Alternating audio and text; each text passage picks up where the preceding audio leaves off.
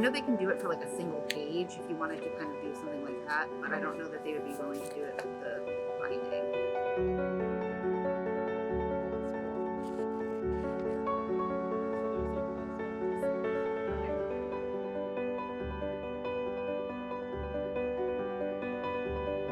So that's an example of a primary and a secondary source. Does anybody in here ever work with a primary source? I was able to see the original dot-to-dot pattern of different colors